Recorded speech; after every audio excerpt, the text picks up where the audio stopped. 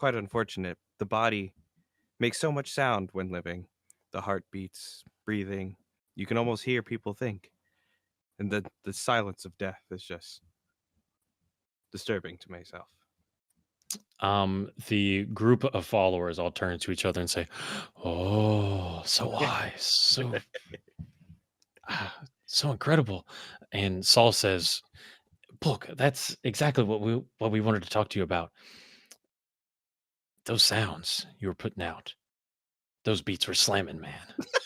Mm. The pulse is in the air, but something else."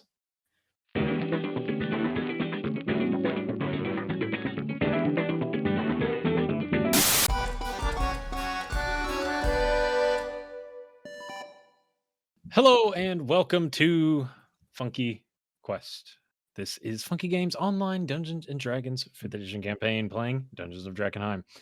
My name is Dan, aka Dandy Dungeon Master, aka the Big DM. And I'll be running tonight's game, and I'm joined by the rest of the Funky roster. We got Smash Fox here playing Farron, the ASMR Way of Mercy monk. Yeah, not too much has changed with him besides finding his brother and getting some extra training by getting his ass kind of handed to him in a hydroponic time chamber. More to come from that later.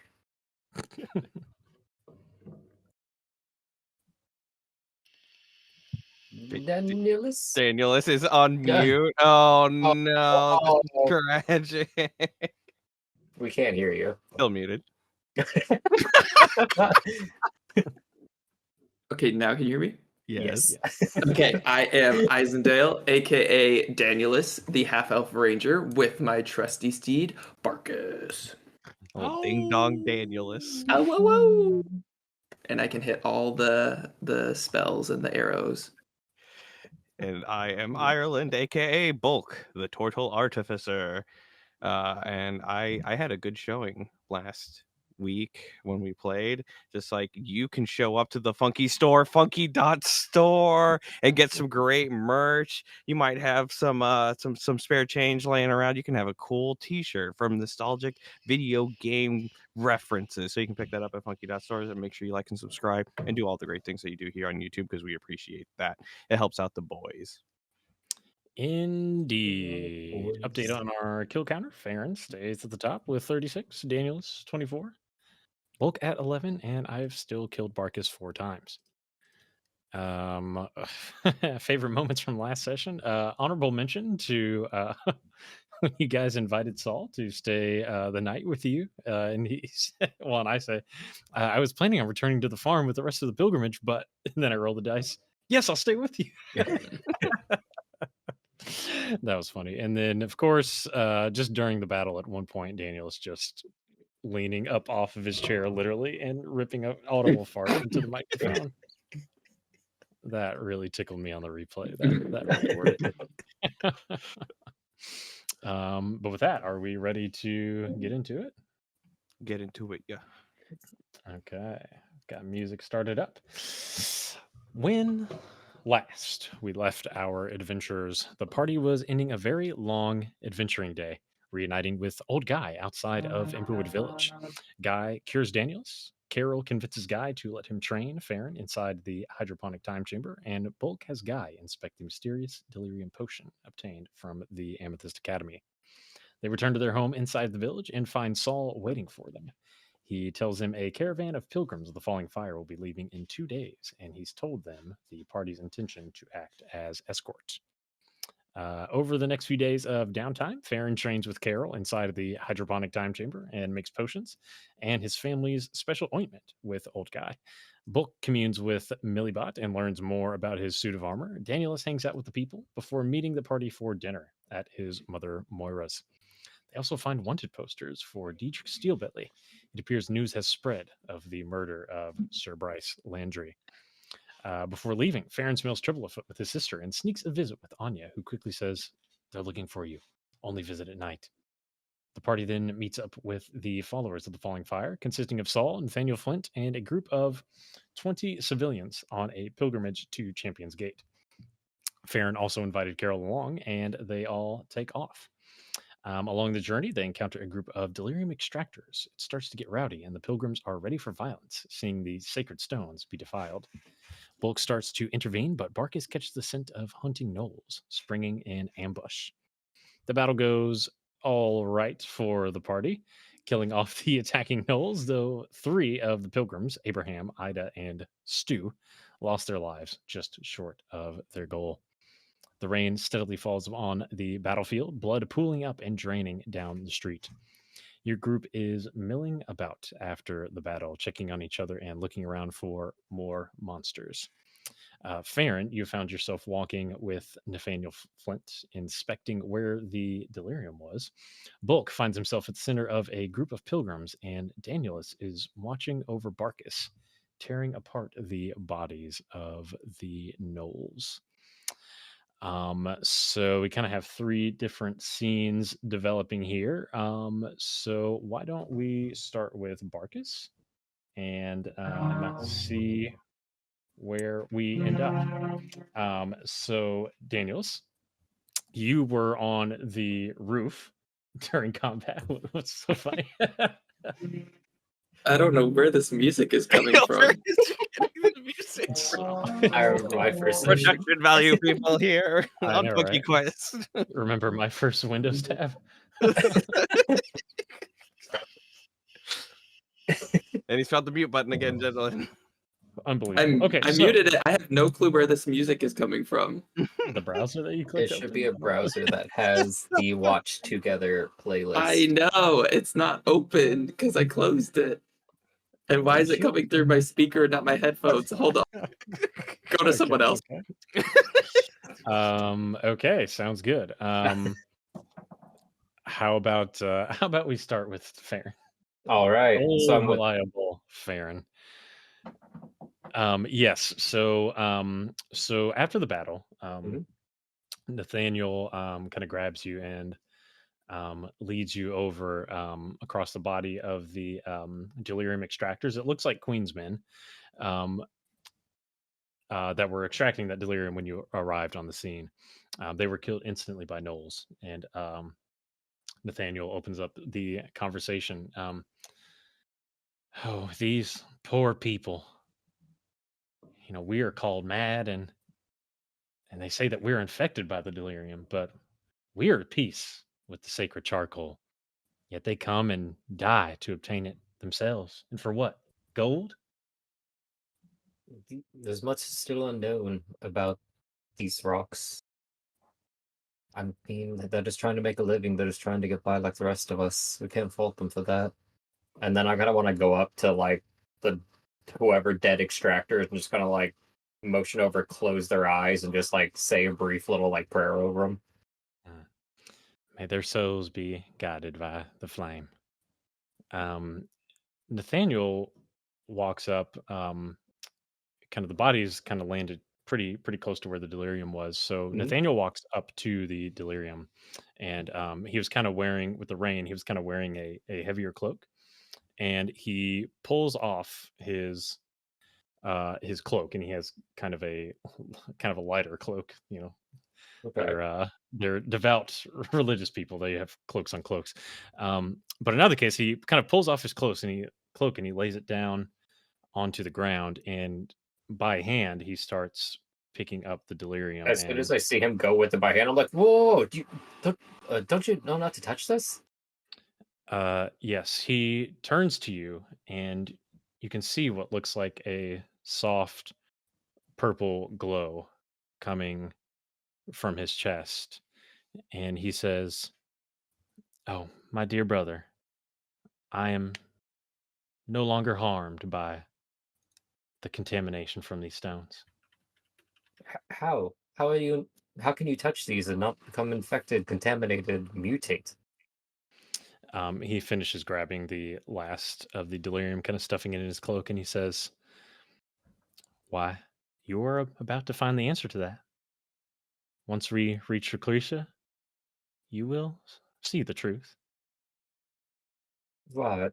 And Farron, looking visibly a little bit shaken by this, kind of goes to like just closing the eyes of, I forget what you say, the Queensman. Yeah.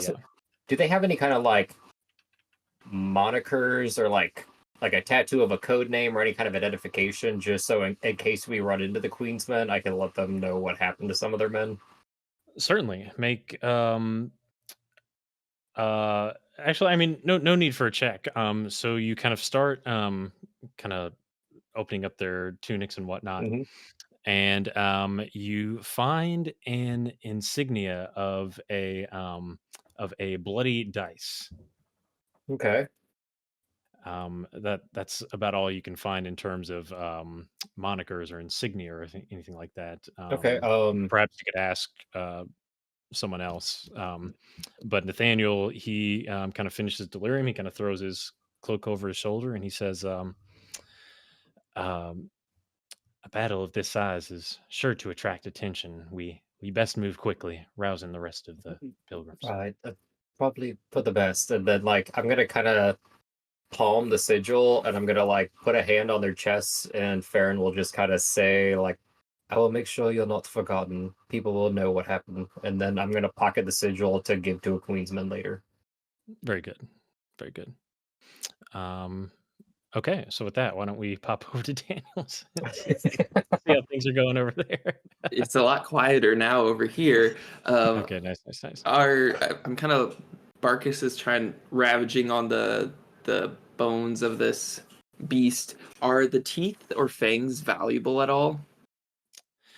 Um, not to your knowledge. That would kind of fall under the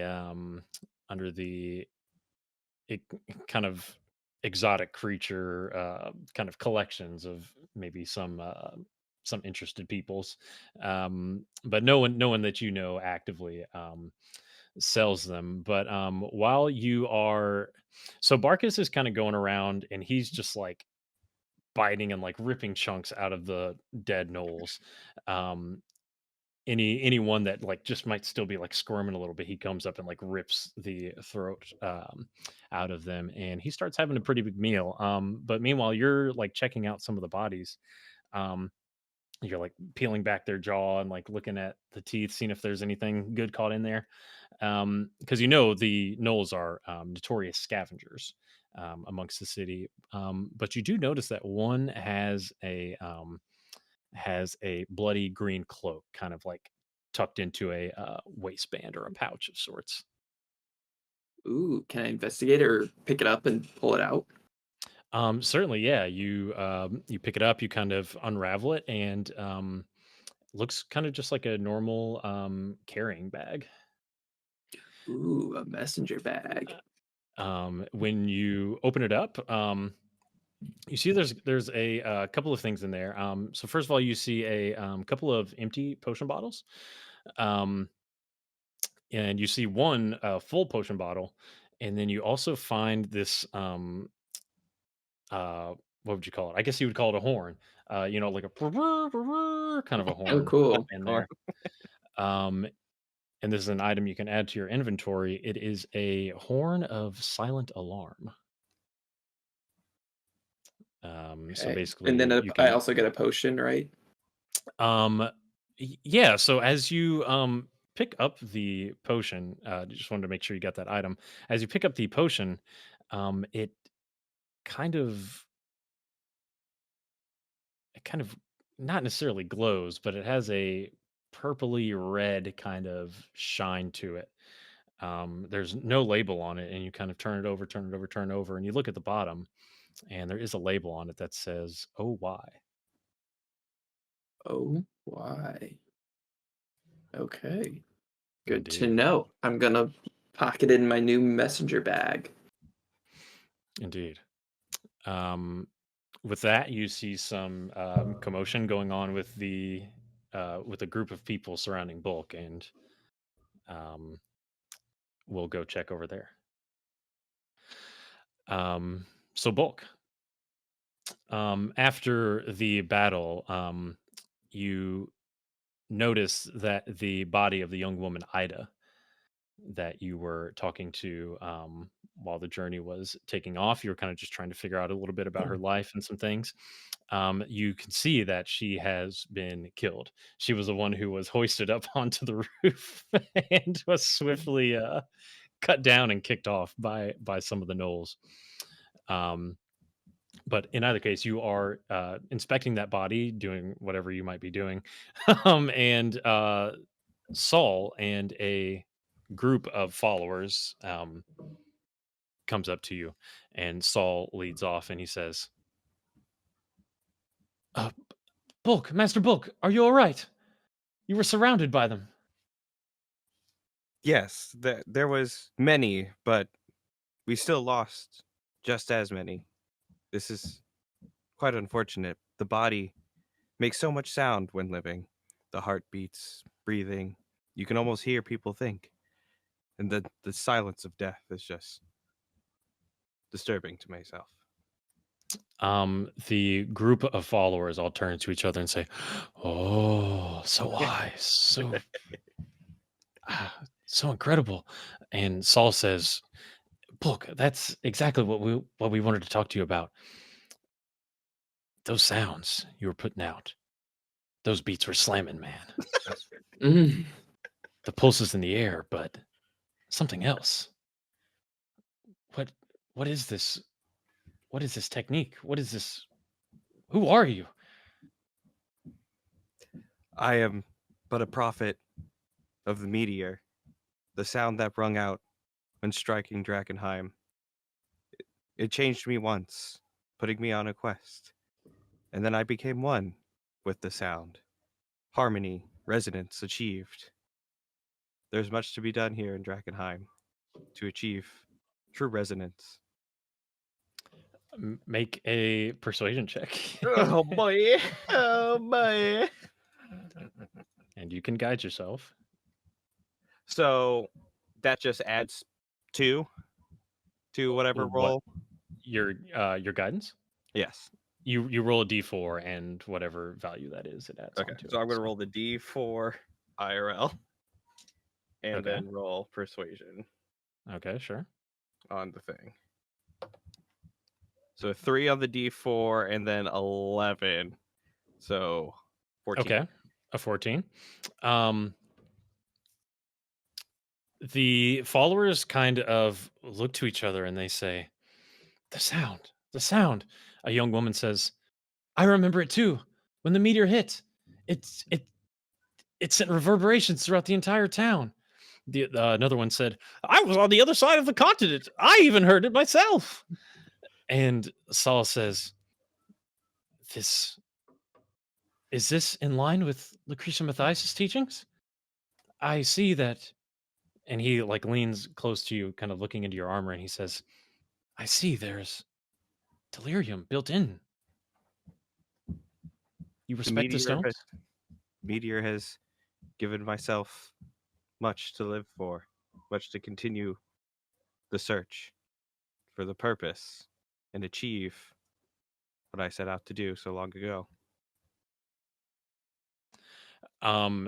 Yes, there is a intense kind of philosophical debate kind of going on around you, and it's kind of sweeping up some of the other followers as well. It seems that this kind of core group, Carmen, Eugene, Fernice, Gabe, Loris, and Nora, and Saul as well, are all kind of defending like it's completely rational to have your person's own interpretations of the magic of delirium.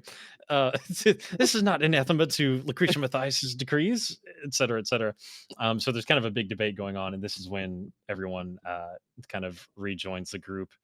And Nathaniel says, "All right, everyone, we are past halfway now. We should get a move on. Is everyone okay? Is Tim?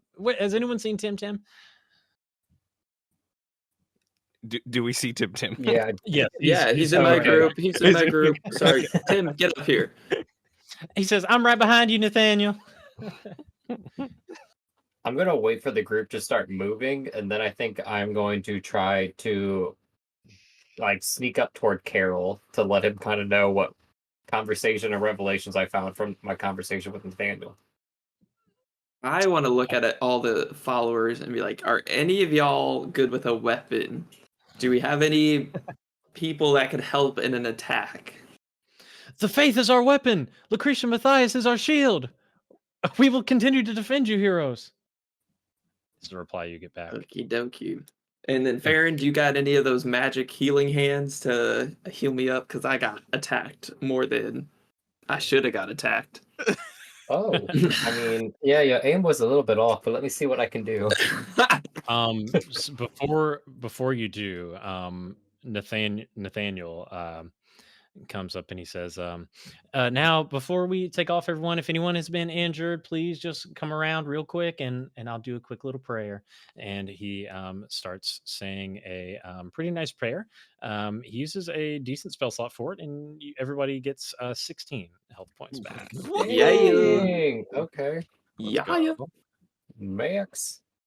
While this And is that all kind brings of Saul up to health, yeah. going on, I'm gonna kind of regain myself and go over and put both hands on Danielus's shoulders, Uh-huh. and I'm gonna look at him. It's Oh. like, we have much work to do with you yet. I got these new gauntlets. They were supposed to help, but they didn't do much. So if you have a new bow, if you could have you should have got me some magic arrows. That could have helped. We are not achieving resonance, but I do hope that this can make a difference in our voyage going forward.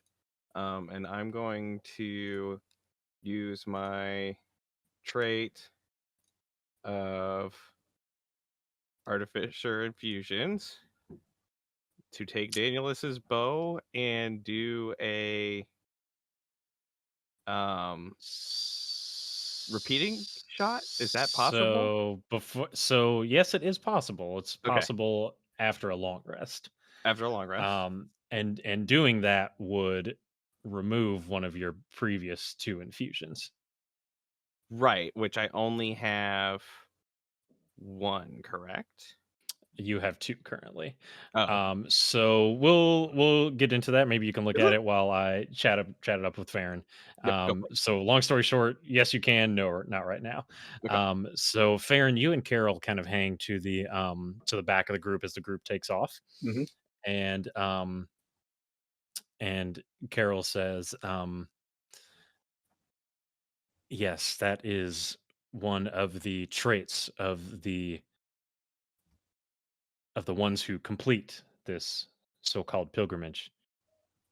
They have that glow, that shine in their chest, and they claim that they are impervious to the contamination.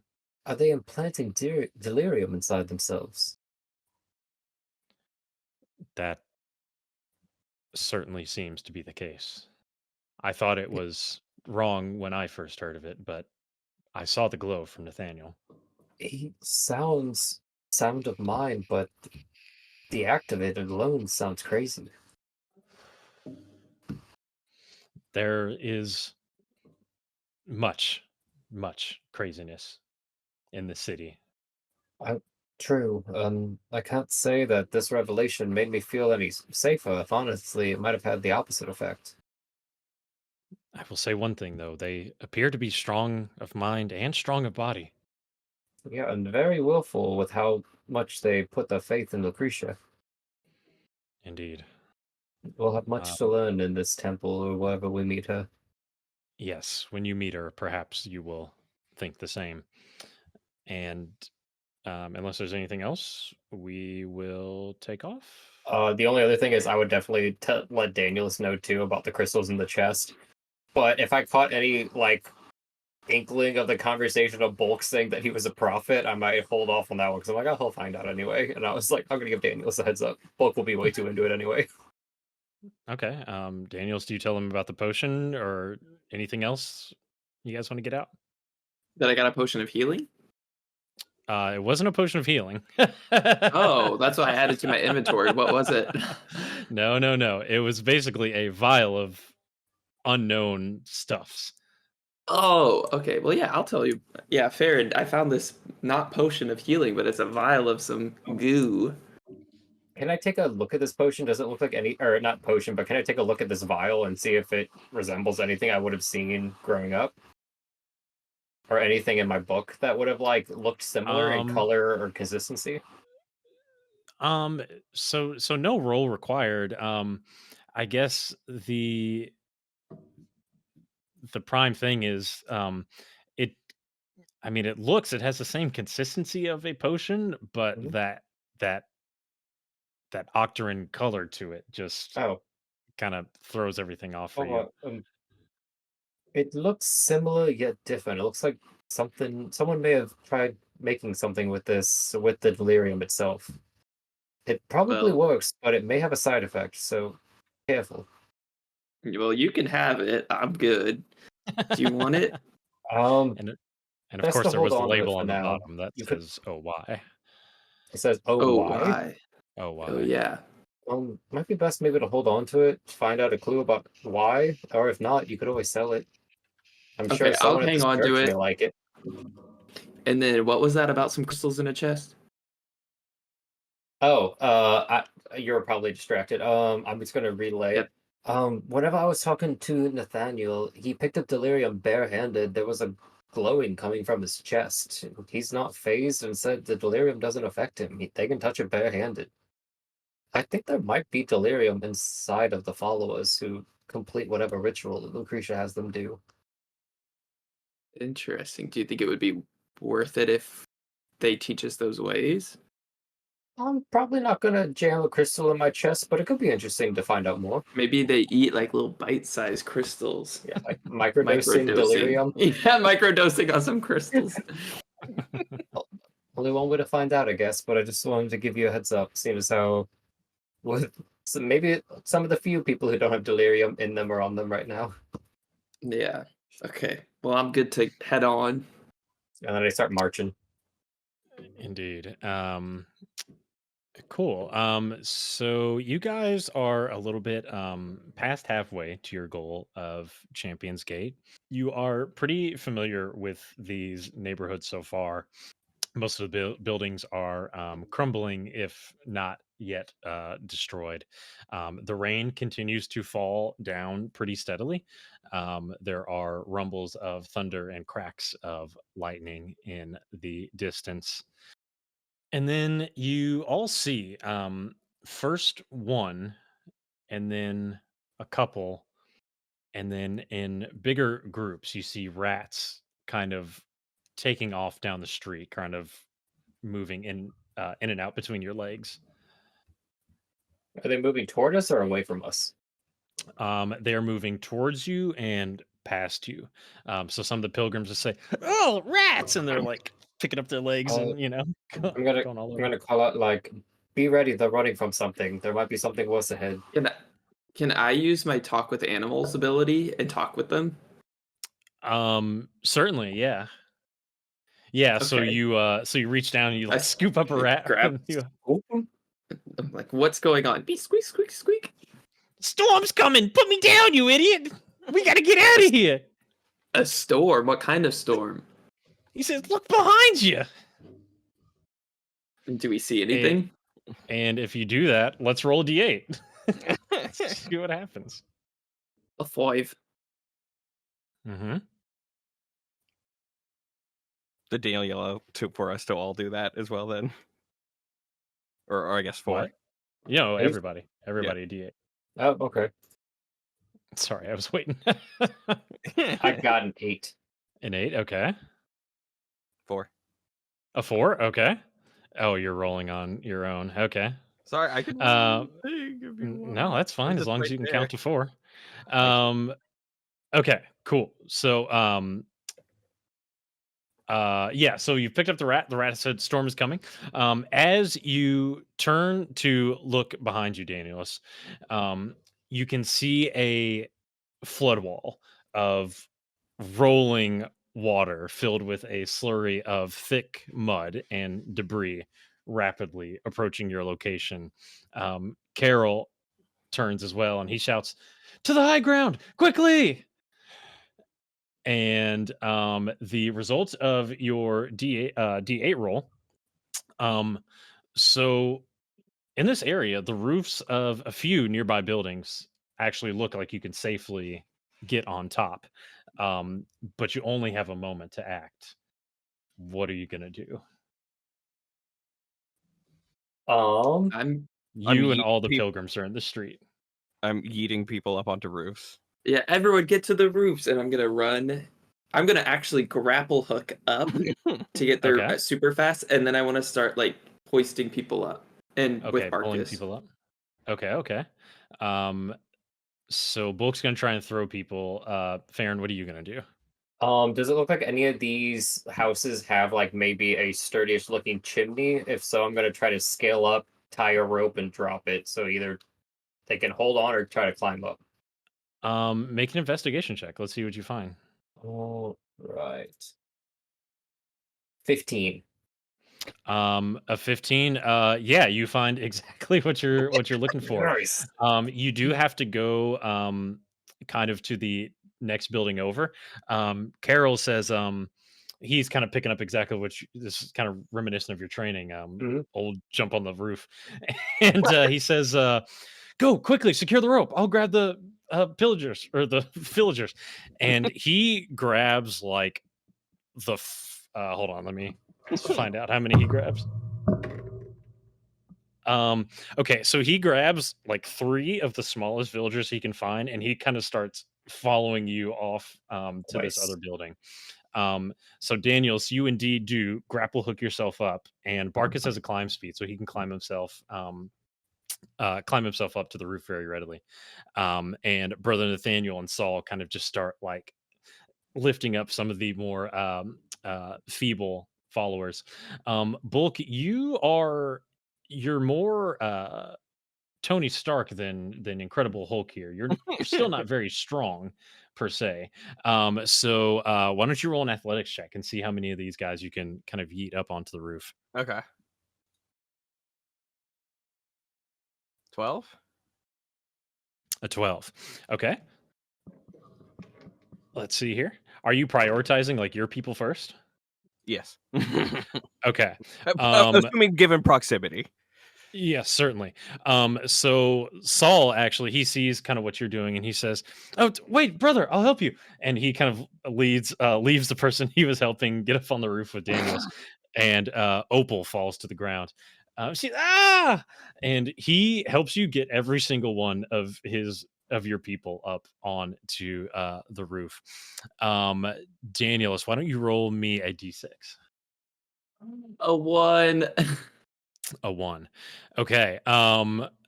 So, so you've gotten Tim Tim because everyone's really paying quite a bit of attention onto Tim Tim, and you get Ramel up, and you are about to reach down for Opal, who's the one who fell off the roof, but she has fallen since Saul has left to help Bulk. So that leaves Nathaniel, Bulk, Saul, and a number of the other pilgrims still on the ground. Farron, you and Carol are able to get the 3 people that he carried up onto the Mhm. roof. They're still kind of running out there like, "No, wait for me!" as the floodwater comes. Um, so, so Polk, you have not chosen to get up onto the roof. So now let's see a Constitution saving throw, and let's kind of see how this all goes. Do all of us roll that, or just Steven? All of us are going to roll it. Oh, is there Actually, I anyone? guess no need for. That's a good point. No need for. Yeah, just Bulk. 19. Okay, you're safe. Does anyone happen to be 10 feet within where I am on the roof that I could try to whip them, which I know might cause some damage, but maybe I could give it to like hold on to? Yeah, it looks like Mateo is pretty close. All right, I'll be like, sorry, this might sting, and then try to like whip out toward him. I don't know if I have to hit him or if he could try to be hit. I don't know how this would work. We're gonna call this a sleight of hand check. So make it and see what Slide happens. a hand check. Okay. It's gonna be 22. A 22. Yeah, so you wrap onto the arms of Mateo, I think it was. So you like swing right around him, and Carol helps you. You like fisherman pull Yeet. him up onto the roof.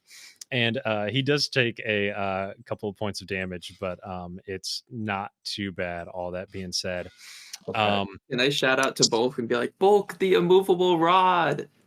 I feel like you could use that in this case. Not a terrible idea. But in either case, so the floodwaters rush against you. So Bulk, you do not take a level of contamination, but a pretty big rock comes and hits you in the head, dealing Sick. 10 points of damage. Jesus Cool. That's a bolt. That's a bold. Nathaniel It's not Flint just in the kind rock. of says, gather A round, boulder. everybody, gather round. And a couple of the other followers who are on the ground, he shields them in light, and the waters kind of form around his little spear, and nothing happens to them. Thanks, Nathaniel. Opal is Bulk. You turn to your left, and you can see Opal. Master Bulk, please! And then a rock just like smashes her in the head and carries her into the dead or dying list. Let's see what happens to our three friends here who were not as fortunate. So Quentin and Bell are able to hold on to the edges of Bulk's shell, but there was another Horus who is kind of like pinned against a wall, and the waters keep kind of just bashing up against him. It takes a few minutes for the waters to subside, but yeah, Bulk, maybe you're able to hand on to like a foundation post or something, and Yeah. you're okay. Maybe you do in fact pull out the immovable rod. But in either case, it takes a couple of minutes. But yeah, the waters recede. And what do you guys do while this is all happening? Me in the water surviving after I just got my dome rocked. Yes. I'm just gonna try to use my shield to Millie bot, just like try to divide the water as much as possible and keep the two on my back. It's actually diverting the water into their two mouths. So there's Okay, well I'll stop doing that then. so that's the scene from Bulk. Daniel's faring anything? Do I still have my mouse with me? Your rats? Your mouse? My rat that Oh, sure. that Yeah, warned why not? us. Can I like have him with me and be like, do you know anything? Like, how did this come about? How long were you running? Hey, it's the city, baby. Sometimes storms happen. What do you want to say? So where were you gonna go? Did I just save you and from drowning with the rest of your buddies? I was just going in the sewer. They're probably all okay. fine. Oh wait, Okay, well I kind of they might be all dead. No, no! And the rat just set him starts down next. unconsolably wailing. Yeah, I just kind of set him down next to me and just leave him there. Okay, incredible. Barkus eats him. Farron, anything you can see from your vantage point? I'm gonna tell Carol like, watch after these that we got on the roof, and then I'm gonna go over to Mateo, who I flung up on the top, and make sure that he's okay. Yes, thank you, hero. I couldn't have imagined even surviving that. Thank you. Yep. Sorry about wherever I ended up hitting him, and they kind of like usher him toward like the group so that he's not off on the side. Indeed. Yeah, so you all kind of climb off of the roofs, and they start taking stock, seeing if anyone else was lost. Bulk, the two that were hanging on to your shell, they kind of flop down to the ground, and you can see them kind of start like convulsing and screaming, oh God! And you can see all these little welts and lesions start to grow all over their faces and bodies. And you hear a voice from around the corner and say, Is everyone okay? And Horus comes limping around the corner. His hair, which used to be a luscious brown, is now completely balded and patchy in a couple spots. He has no teeth, and he has a giant eye on his right cheek. Oh no. I lean back over to Danielus and I'm like, I don't think he passed that contamination trial thing. What do you think of this potion? Do you think we should give it to him or just Oh. let him suffer? I don't know who Y is. I don't know what's going on with the bottom of that potion, but you found it. You can do what you want. What's A brother little- maybe Nathaniel like- think of all this? Nathaniel, he is kind of taking stock of everything. He walks up to Horace, and he says, "Oh, now don't worry, young Horace. We'll get that all taken care of once we get to Lucretia. Why don't you just try and keep that eye closed?" And he kind of keeps like doing his fingers over the eye, and it keeps like popping up and like looking around, and he kind of keeps just there. There you go. There you go. And he says, "You two get up now, Belle and Quentin. Y'all get up. It's time to get moving." I'm just gonna be like, yo, Danielus, I see I'm missing one, and I can just like nudge Horace over towards his group. Yeah, I'll try to help these two sufferers up to their feet. Yes. Well- And Bulk, your followers come down off the roof and they say, "Huzzah! Huzzah! The hero of sound prevails!" Is anyone injured? Like struggling to move? No, but you look up the street and you can see Opal was kind of pinned pinned on top of another roof somewhere down the line. Is she Just kind moving? of just hanging off. No, she's big dead. Oh, okay. I'm just gonna She's be like, not all right. I look towards Saul, just kind of like, and then I'm also gonna like look toward and be like, have you never seen this happen before? Is this a once in a lifetime occurrence? Or from what Danielus said, the rats knew of this. Is this not? Is this common? Yeah, so Saul doesn't really have much city experience, but Daniels, you yourself know, I mean, these kind of rash weather events kind of just happen in Drakkenheim, particularly when it's raining. The city, you recall when you kind of enter the city, you kind of enter from that cliffside, so everything kind of slopes down. So particularly Okay. these rains, it was very prone to flooding. But in that case, you all have survived the flood and at least seemingly ready to keep moving on. Let's truffle the shuffle. All right, let's finish this trick. Indeed. So you continue walking your way towards Champion's Gate. As you do, it's not just the typical rubble that you've kind of gotten used to.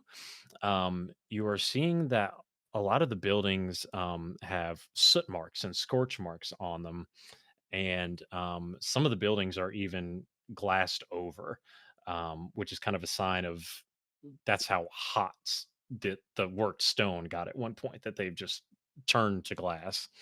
The haze is getting thicker as well. Your visibility is reduced even a little bit shorter. But Daniels, you know that this isn't the deep haze, which is what causes particular fear amongst adventurers in the city. This is probably just due to your. But this is a sign that you are getting closer to a dangerous area. You'll remember Champion's Gate is the closest gate to the crater itself. So yeah, so the buildings that are standing, covered in soot marks, glassed over. A lot of the buildings here have been reduced or blown away. Walking a little bit further, you actually do start to see the walls of the city close in front of you. The walls are 40-foot high and made of solid stone. You can see there are a number of murder holes and matriculations kind of cut into the wall where it kind of is part of a defense mechanism. You can imagine back in the heyday of the city, there would be archers stationed in these holes. The gate is flanked on the left by a 60-foot taller that must be like 30 foot wide. And you guys know what I mean. Like you walk up to a castle wall, it's got the big gate in the center and two towers on either side. You think if the haze were any thicker, you wouldn't be able to see actually to the top of the tower. You would assume there should be two towers, but it appears that the second tower and a significant section of the wall on that side has toppled over away from the city onto several of the buildings below. And there is no gate to speak of. The entire passageway is filled with large rocks, chunks of worked stone, wood, and other scraps, debris, and refuse.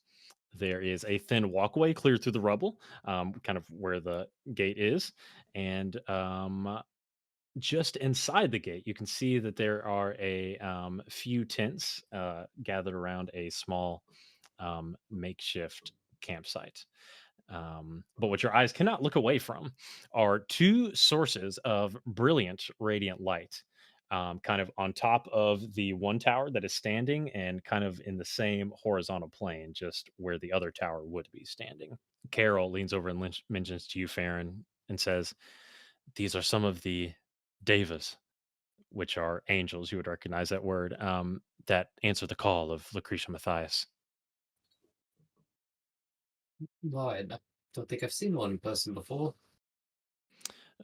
Yeah, and it's pretty crazy. As you get closer, you can kind of see past the brilliant light, and you can see that there are humanoid forms within the light. They kind of look like a multi-armed humanoid creature.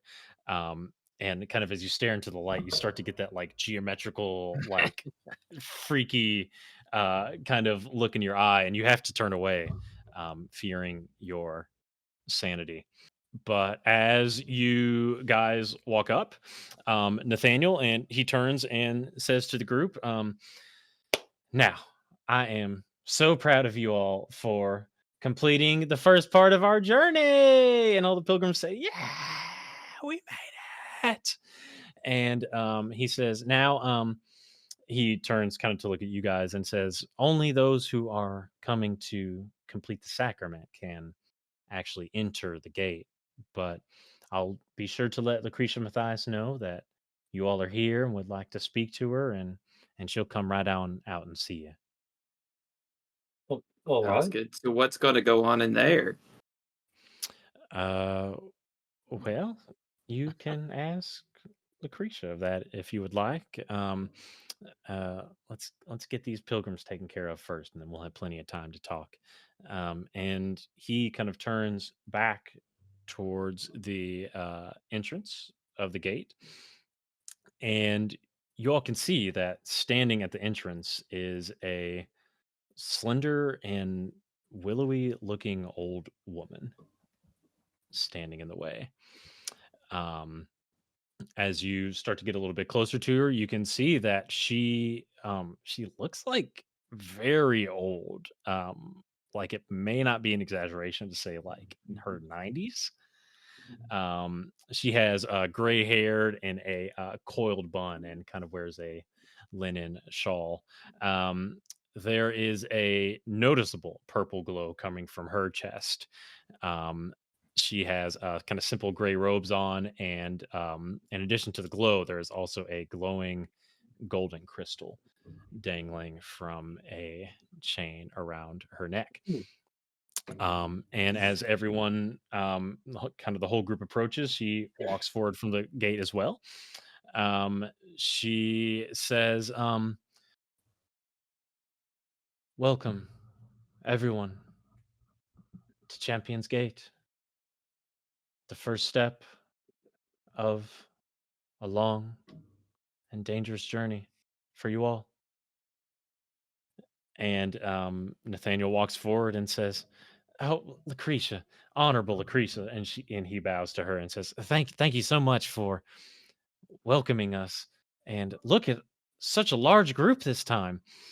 Uh, we received an escort from some brave men who traveled to speak with you."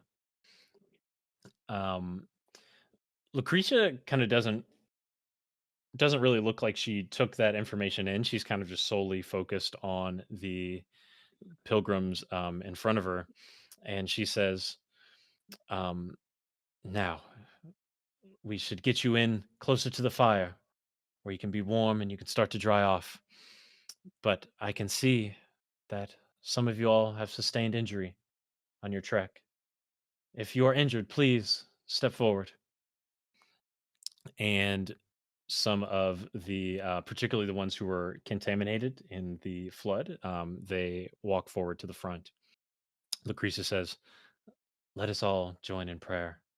And she kind of puts her hands down and bows her head, and she starts to Farron, this is probably like the most beautiful and heartfelt prayer that you have probably ever heard in All your right. association with the sacred flame.